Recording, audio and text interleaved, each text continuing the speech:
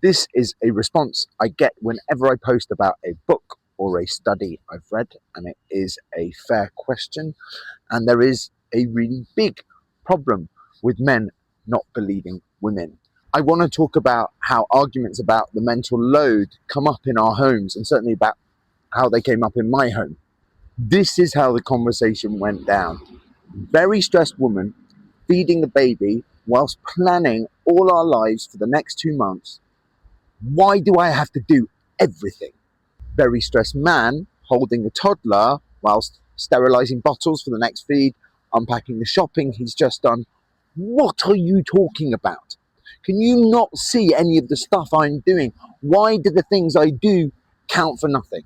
Because the bit that I wasn't doing was invisible, and I thought I was doing a great job because I was doing so much more than my dad had ever done.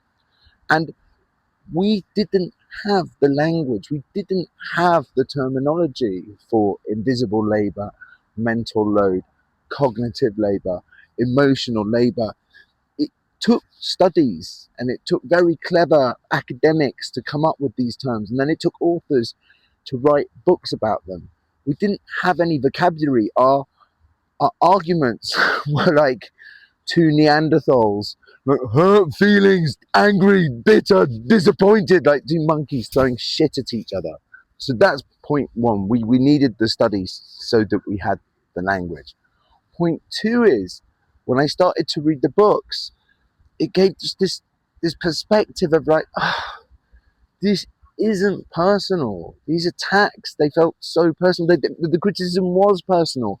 But when you can say, this is everyone, there's something much bigger going on here. This is an international issue.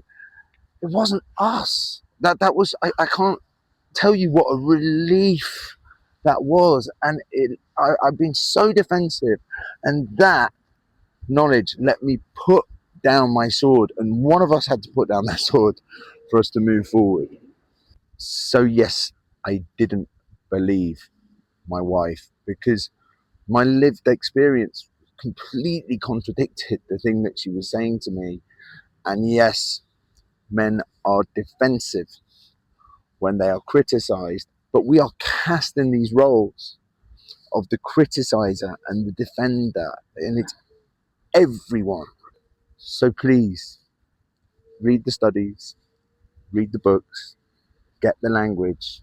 You'll both be able to put down your swords and start to understand.